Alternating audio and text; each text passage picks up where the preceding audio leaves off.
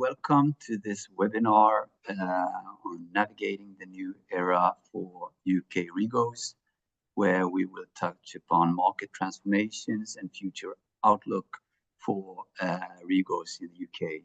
My name is Daniel Arnesen, and I will be the moderator for this webinar.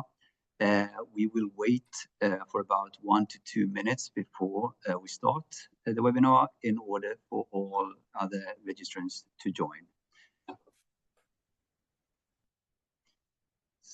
So I believe that will have given people ample time to log on. So welcome everyone to this webinar, navigating the new era for UK REGOs, where we will, where Kumar Ratnam, our senior renewable power analyst and expert on the REGO market, will discuss the market transformation and future outlook of the REGO market, which has undergone a lot of changes in the last few years with the GO-Brexit. The presentation will start off with a historical, looking at the historical price development before going into more recent developments and market trends, including prices, and look at how, then Kumar will look at how the GO-Brexit has affected the demand among different market participants in the UK, before moving on to explore the evolution of the REGO market and then a future outlook. And then after that, we will also have a 15 minutes or so open for a Q&A session. So we encourage you to write your questions in the Q&A section, and please do provide also name and email address so that we, in the event of any unanswered question, may be able to reach out to you with answers if we have. For you who don't know, VATE is a world-leading provider of data-driven insights into low-carbon markets. We provide, or we cover the renewable power, fuels, and carbon markets with unparalleled breadth of depth, backed by expert, independent, objective research and analysis. Our team of analysts cover market developments on every continent, strengthened with client discussions through real-time analytics and market intelligence. And in this session, when going into the future outlook, you will see expertise feeding in, not only from the renewable power expertise we have, but also from the expertise we have on the carbon and fuel side, and how these interactive market affects the capacity build out in the UK. And with that, I hand over to Kumar. The floor is yours.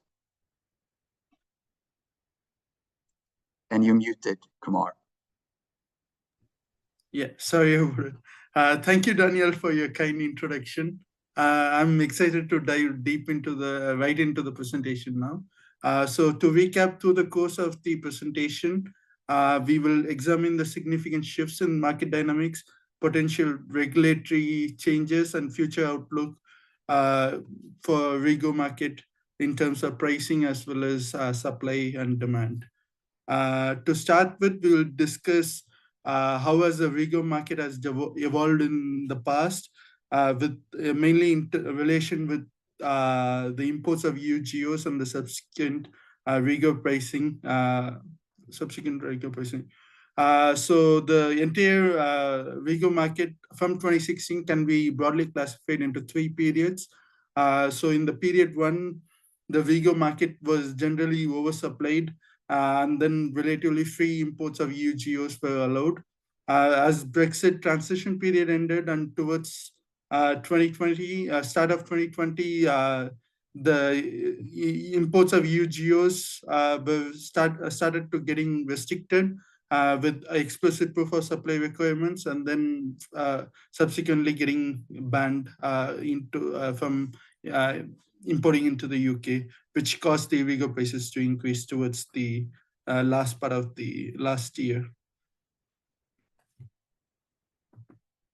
To deep dive into the first period, which was from 2016 to 2020. The EU GOs were generally priced at a much higher level than the REGOs, mainly because EU GOs can be used for fuel mix disclosure as REGOs, but also it can also be used for getting exemptions from certain levies of the government, such as FIT and CFT levy, or both, subject to some restrictions on like associated plant of the EU GOs. So this advantage for EU GOs sort of gave a price advantage for EU GOs. In most cases, it meant that EU GO prices were putting a price cap on REGO prices, because you can import EU GOs that were more advantageous than REGOs. It started to change towards the end of the Brexit transition period, as you can see, towards the end of 2019, because there was some regulatory uncertainty on like future acceptance of EU GOs towards the end of transition period, and then the REGO prices stayed stable or slightly above, and the EU GO prices. During this period, the REGO prices were broadly trading between 0.2 to 0.6 pounds. So it compared to the current levels, it was trading at a much cheaper price. So going to the second period, this is the period when the transition period ended, and then Ofgem came out with the requirement that for any EU GO imports, it has to be accompanied with explicit proof of supply. Explicit proof of supply meant having an interconnected capacity booking, which is typically more expensive than implicit proof of supply requirements as seen in the period one. But basically in implicit proof of supply, you can sort of buy and sell in a market coupled power exchange in the UK and the continent, and it is implied that the power has been delivered into the UK. Whereas here it required interconnected capacity booking, which were at that point were trading around £2. So because of the higher cost of interconnected capacity booking, and then the limited amount of interconnected capacity booking led to an increase in REGO prices and a decrease in EU GO imports. As you can see, EU GO imports reduced from around 70 terawatt-hour in CP19 or disclosure period 2020-2021 to 40 in CP20 and around 33 terawatt-hour in CP21. During this period, the REGOs were traded at a price premium compared to the EU GOs. Although both the markets were aligned with each other, the REGO market were trading at a price premium. And at the start, as you can see, the market were exceptionally low price. It's mainly due to the impact from the corona wave and the subsequent lockdowns during the 2020 period, year 2020. So in the current phase, from the last disclosure period, that is CP22, EU GOs are no longer allowed to be imported into Great Britain. So this caused a huge shock in the demand, a huge supply side shock, because around 40 terawatt-hour of 33 terawatt-hour of supply sort of vanished overnight. In some time. So this led to the REGO prices jumping much above, rise sharply, and then had a balloon-like condition where during some months, during some time, the REGO prices reached as high as 25 pounds per megawatt-hour. But after reaching the high, it sort of declined, stabilized around 12 to 15 pounds for some time, and then the current, during the current disclosure period, it is stabilized around 6 to 8 since July.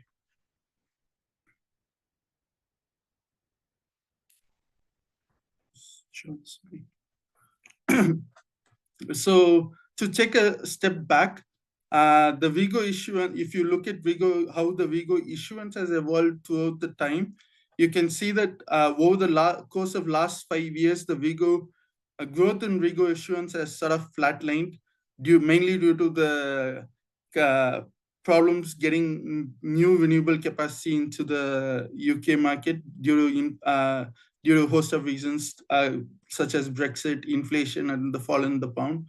So last 5 years, the REGO, the new renewable growth didn't materialize, so the REGO issuance sort of stayed flat. And then meanwhile, the demand for the green attributes, green electricity was growing. So it led to massive increase in EU GO imports towards CP19 or 2021, and then subsequently decreased to almost nil level in 2023, 2024, the current disclosure period approached. So it's important to note that there is a little amount of EU GO still getting imported into the UK. It's mainly to the route with Northern Ireland, because Northern Ireland still continues to accept EU GOs. We last checked in August 2024, which is 2 months back. So Northern Ireland, talking about Northern Ireland, it is a small market with renewable generation of around 3.4 terawatt hour. For disclosure, in Northern Ireland suppliers can use EU GOs. So potentially Northern Ireland REGOs are getting exported into Great Britain, whereas Northern Ireland suppliers are using GOs for the domestic disclosure in Northern Ireland. So that's the small amount, around 3 terawatt hour you were seeing in 2023 to 2024 Q1. Those figures are from EAB ex-domain cancellations, because Ofgem no longer releases any official statistics. So the EU import ban sort of increased the tightness in the REGO market to a historical extent, because around 35 terawatt hour was taken away from the market. It caused a historical tightness, as you can see from the graph. So this led to a price shock, and the price shock sort of made the demand to go down because of the huge price increase you have witnessed in the REGO market. So the demand adjusted down mainly due to the non-availability of any EAC attributes or available green electricity. So how has the adjustment proceeded? There were some very few suppliers that have significantly reduced their EAC demand among the top suppliers. Chief among them was British Gas, which went down from around green electricity demand of around 17 terawatt hour to less than 7. So it alone reduced its consumption by more than 10 terawatt hour, 1/3 of the total expected shortfall in the demand. And then there was some OVO Energy, which also reduced a lot from 6 to less than 2. And they also came out with a position paper last year in around early Q2 or late Q1, saying that REGO system doesn't add to additionality, doesn't cause any new renewable plants to come in. So we are not going to invest in any REGO certificates going forward. They took out the position when the prices were sort of going up. And then there were some companies, some energy suppliers, which reduced their EAC purchases moderately, ranging from E.ON and Octopus. They reduced their purchases by more than by about 10 to 20%. But what was surprising was, there was still large number of companies that maintained their EAC procurement level even despite the high prices witnessed last year.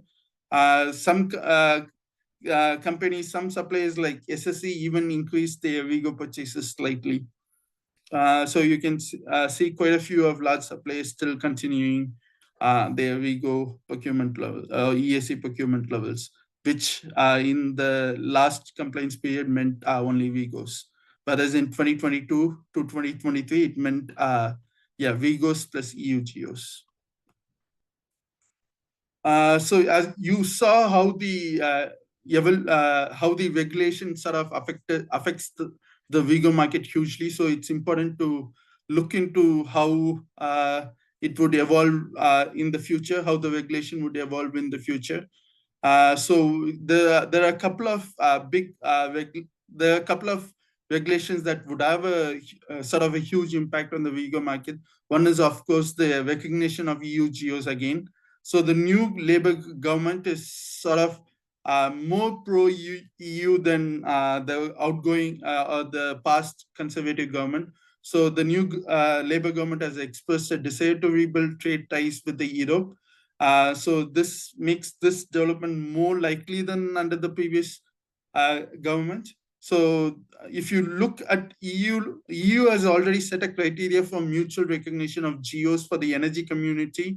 But the criteria were broadly adoption of it to having standards similar to EAB countries for issuance of GOs and having a look such as that, which already UK sort of fulfills. So bilateral recognition of REGOs and EU GOs could be achieved given there's a political will between both parties to achieve it. So any such arrangement to recognize EU GOs unilaterally or bilaterally using any proof of supply methods, either explicit or implicit, would likely lead to closer price alignment between REGOs and GOs, which would mean that REGO prices would go down if such a scenario materializes. The other policy position that could have a huge impact in REGO market specific to REGOs is like increasing the granularity in REGO certificate market. So a key criticism for REGOs as well as EU GOs is the validity of year-long compliance period where you do a retrospective annual matching of total electricity demand. This is not, this generally doesn't take into account of grid factors as well as carbon emissions in the grid at that particular moment.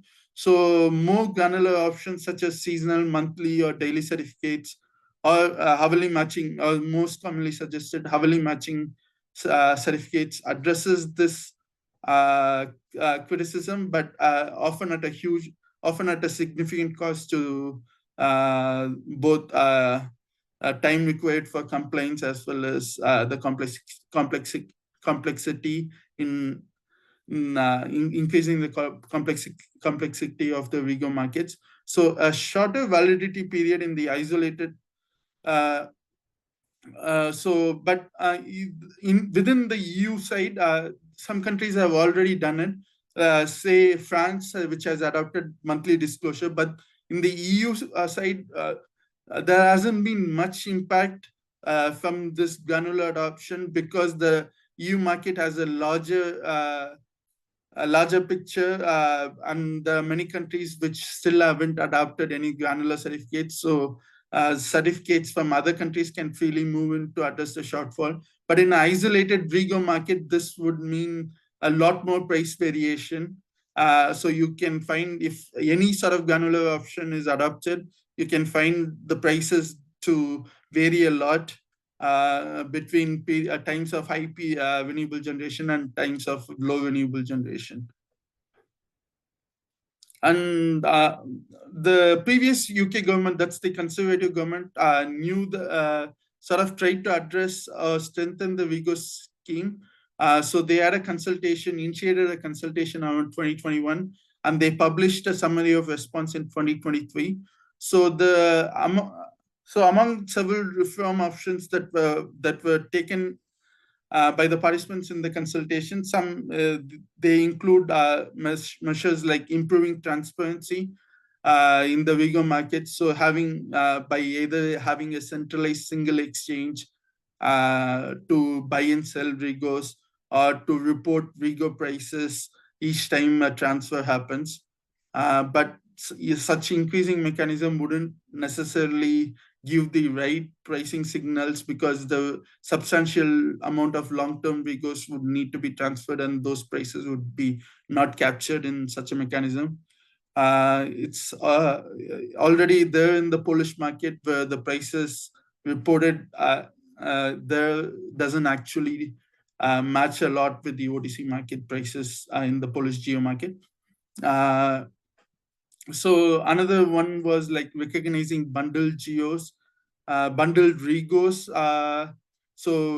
which would enable CPPAs and PPAs and put those in a higher pedestal, higher form of disclosure rather than the normal unbundled REGOs. And also some participants were of the opinion that REGO prices need to be kept, or the government should give a fixed amount of support for each REGOs. But yeah, those schemes would be not cost efficient because it sometimes might lead to double support. So we haven't yet seen any new policy proposition from the current new government, current Labour government. But the influence from the upcoming policy on hydrogen and RFNBO guidance could provide more changes in the near term to the regulatory scenario affecting the REGO market. So although the UK doesn't have a RFNBO target, in the RTFO, that's the transport fuel obligation, under certain circumstances, RFNBOs can be used. And for sustainable aviation fuel, Department of Transport is already developing a package of measures where for sustainable aviation fuel, 10% under the SAF mandate, 10% would be specific for RFNBOs. And in July 2022, the UK RFNBO regulations sort of allowed producers to get renewable energy over the grid. That is also use PPAs with temporal matching to demonstrate additionality element. So under the RFNBO pathways outlined in the guidelines, it allows usage of REGOs for procurement of electricity from the grid for certain conditions. And looking ahead, the hydrogen demand from hydrogen is expected to be significant going forward. And for hydrogen to be green hydrogen, it is required that they use REGOs to some extent. So it would result in increased REGO demand. Also, even more interesting fact would be under the RFNBO guidance, these has to be temporally matched within 30-minute time frame. So this would be the first sector where the temporal matching element would come in on a mass scale. So this may push up granular certificate adoption, like once the hydrogen production gets bigger. So we have at BAIT, we have developed our own base case on what to expect, how based on renewable markets, based on carbon markets and green attributes market. So we envision, like in our base case, we expect UK to steadily build new renewable capacity until 2040, even further to after 2040. So UK renewable capacity is expected to reach 200 gigawatt by 2032 and 150 gigawatt by 2038. So in particular, we see a strong growth in offshore wind generation supported. I'm sorry. Yeah. Yeah, sorry, my computer crashed. Yep. So see offshore wind generation going fast, as evidence or as seen in, sorry, can you see it? Yeah, as evidence to the as seen in the latest CFD scheme. So the rise in renewable generation would also be accompanied by growth in low carbon sources like nuclear, also with ample amount of hydrogen and energy storage for softening out the intermittency of the renewables.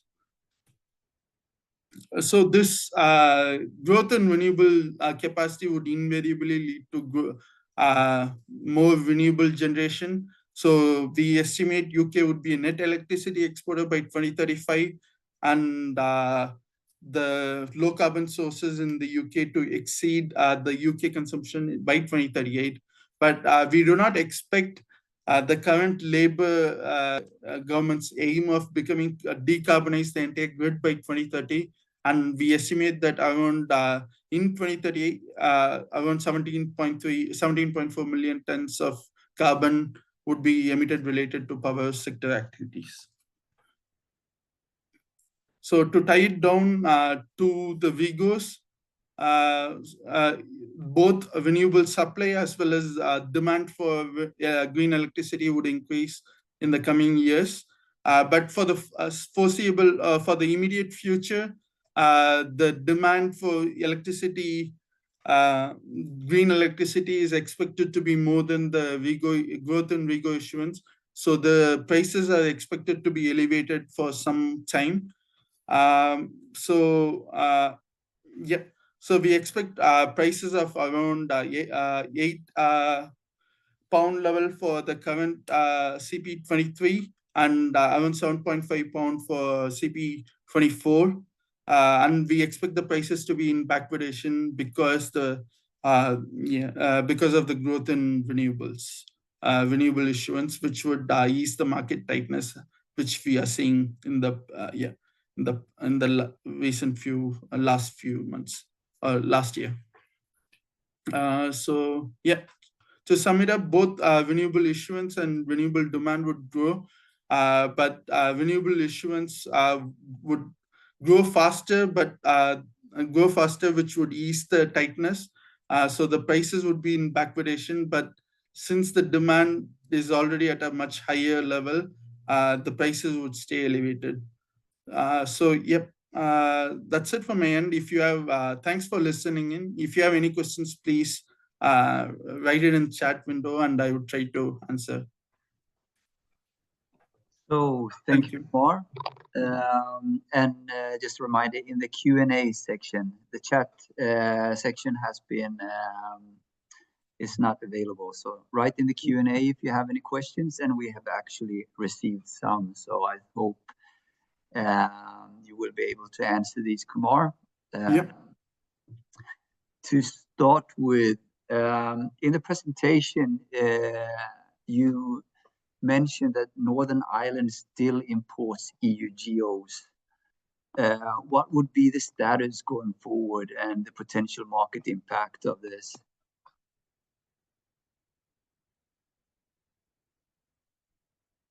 I believe we lost Kumar.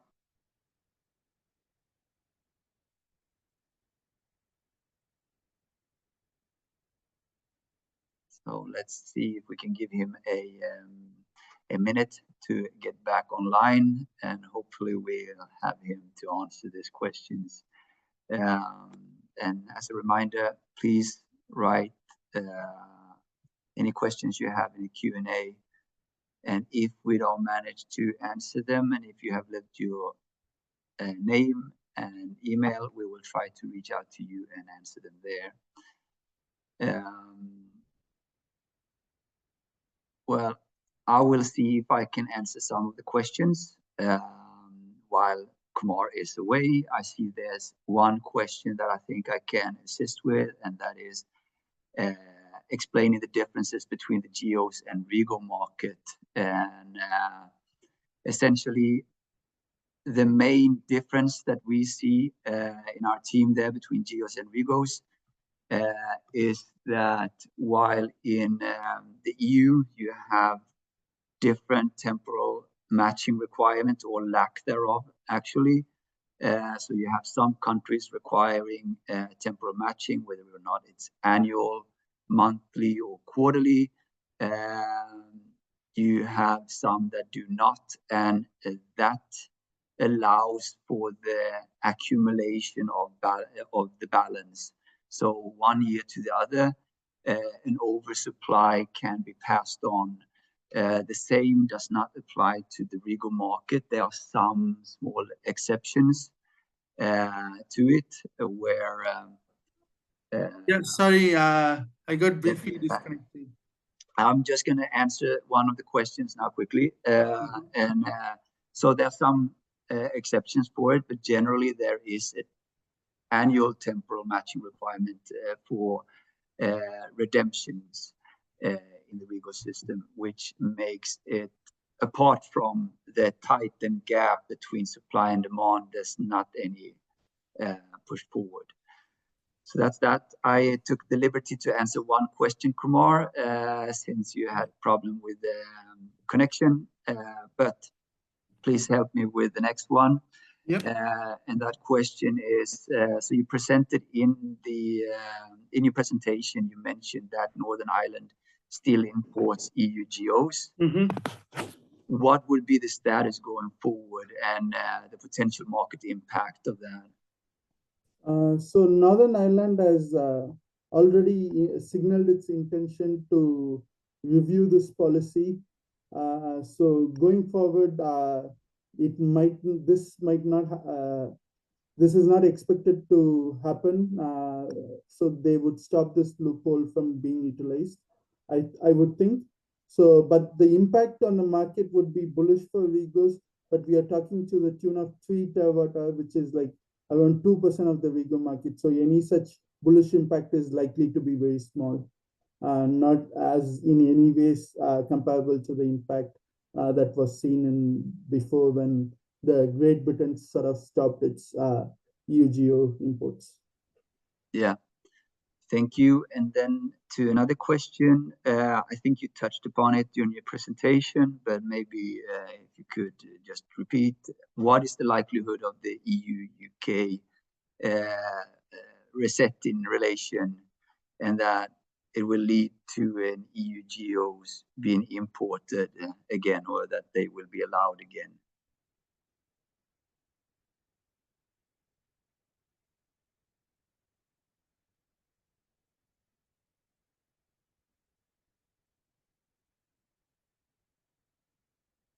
Kumar, still having problems with the connection, it seems like. Can you hear me now? Yeah. So Okay. what is the likelihood of EU GOs being allowed again in the UK? That was the question.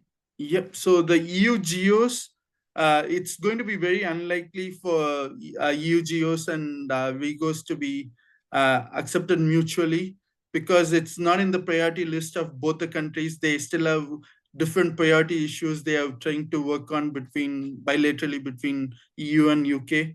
And this is not high in the picture. And then, so it's not very likely in the next 5-year time frame, if you put it that way. Yeah, thank you.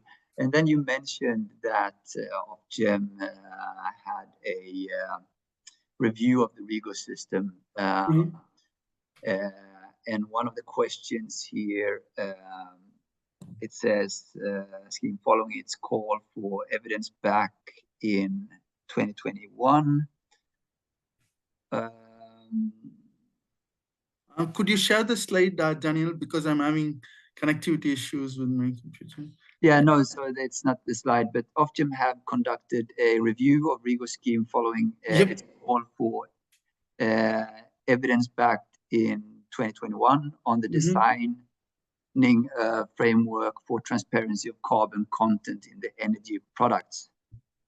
Does BATE have any views on what kind of regulatory changes might be coming as a result of this review? So one of the main thing would be there would be more granularity going forward. Either there would be granularity for the NTS system, or just for hydrogen is something we have to look into. But there would be granularity in some form going forward. So that would be the most likely change that would be happening quite soon. But the change would be in quite some. Ofgem has a usually has a good policy of grandfathering, so they give sufficient time for the markets to react. So the change, even if it happens, it would take some 1 year for the changes to be affected into law. Okay. And then I have a question here, and I'll see if you make any sense of it. How does REGO auctions affect the market? Is auctions prices reflecting spot market prices? So there has been there's a private firm NFPA that is auctioning REGOs. So in most times the auction prices are similar to the spot prices or similar to OTC market prices.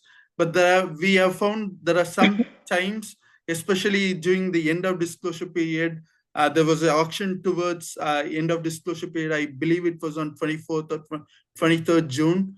Where usually the demand for REGOs or the liquidity in the market is very thin, and there was an auction with significant volumes which sort of crashed the prices of CP23 REGOs. And there has been some cases last month also because of significant auctions, significant volumes, usually at a time when market is not very liquid, sort of caused a downward pressure, decreased the OTC prices, but the auction prices declined even more. So there are, I believe, a couple of times when the auction platform sort of caused a market reaction to go down, or not able to fully capture the value of OTC market prices. Thank you. And then, so a question here is if you have looked into any price forecasting should EU GOs be accepted by the UK EU. If so, any prices you care to share? I know that we haven't, but what would you say about this? What would happen? So it would again depend on what some of proof of supply requirements are there. If it is going to be free, like implicit mechanisms, or whether liberal proof of supply requirements, then you can see the REGO prices going down to as much as GO prices, or slightly above GO price, only slightly above or comparable to GO prices. But if it is explicit proof of supply, then the REGO market would be trading and with a premium to EU GO prices. Judging by the past years, it would be around £2 to £3 level, more than the EU GO price. If it is explicit proof of supply, because only under explicit proof of supply, at the max you can import around 44 terawatt because the interconnector capacity is constrained. Because of the constrained interconnector capacity. But it would definitely be linked and be bearish for REGOs and slightly bullish for EU GOs. And another question here, do you see a market tightness over the next 5 years? Yep. So next 5 years, we expect the market tightness to persist because right now the demand is much more than the total supply of REGOs available. So although the supply is growing fast, but the demand is already much higher. So it would take some time for the supply to catch up. And then I have a difficult question here, I do believe, but maybe something, well, it is something we're looking into. Have you looked into any analysis on whether companies like OVO, etc., might return to the market should prices drop substantially, let's say £2 per megawatt hour? Do you believe there is any price elasticity levels that will increase demand rapidly? We are not sure about OVO, but the sufficient number of companies that would come into the market if the prices go down. So like when we did our estimation based on last 4 years, the average price elasticity was around -0.15. minus 0.15. So the REGOs would react to any price decrease. So the demand would obviously react, because you have a large supplier like British Gas, which hasn't come out with a position paper that they are not going to invest in REGO market going forward. Like OVO, they have already publicly announced that they are not going to involve in REGO market. So it's a difficult thing to go back once the REGO prices go down. But there are sufficient amount of other companies that would come into picture and then sort of increase the REGO demand if the prices go down. Yeah, and then there's a question here, I guess, aligning with continental Europe here. But have you heard of any momentum behind moving compliance periods from April, March to calendar years? No, not in UK. Oh. Yeah, not in the UK. Thank you. And then there was a question. Can you explain current REGO forwards at less than £5 per megawatt hour, how it correlates with your outlook on your last slide? So we expect the prices are somewhat undervalued by £2 for the current as well as the future REGOs. So we expect the prices to be around £8 for the current compliance period, and others 7.57, such that it's always around. We expect the prices to strengthen by £1 to £2 going forward, even for the forward REGOs. Yeah. So it is being undervalued, we think. Yeah, and then I have a question here about, you talked about the recognition about the UK or the Commission for linking to the EU, but do you see any chances of any bilateral deals with countries rather than the EU to agree on linking to individual countries? So yeah, it could be possibility that UK ties up with Switzerland on energy community. Switzerland might be more likely scenario, because Switzerland is also, usually imports more than what it consumes. So Switzerland might be a likely candidate, but energy community, it's I think tying up with the energy community might take longer than Switzerland, but certainly it's possible. But it's just that for the Ofgem, it's not in a high priority list. So the chances of it happening, Ofgem to put resources into it might be slightly less. Yeah, so I guess this is a question of what's legally feasible, but also there's a credibility issue if you link up to Switzerland that is not directly connected. Since exactly. So there is no other country that is directly connected to UK apart from EU EAB, I believe, and Norway. Now leaving Norway out, there's no other non-member countries that are connected. Yeah. So that's also a factor. Yeah, definitely. Yes, I have I had two more, I think. How do you forecast future demand from suppliers? So we haven't forecasted till now, but we are working on a fundamental forecast where we look into willingness to pay based on certain factors. We have already done it for GOs, and we would be expanding the fundamental model to REGOs.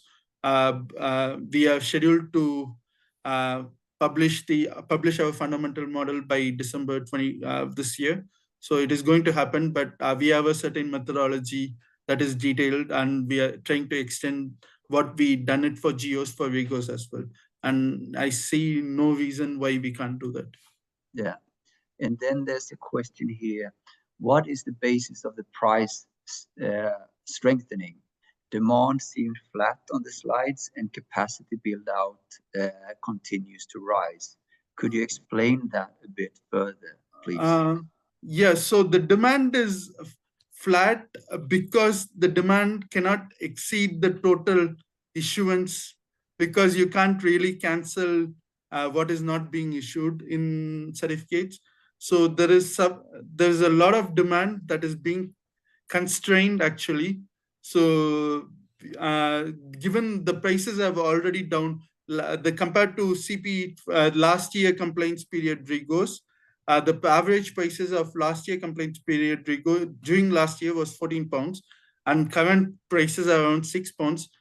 So we expect a lot more suppliers and more companies to buy REGOs than last year.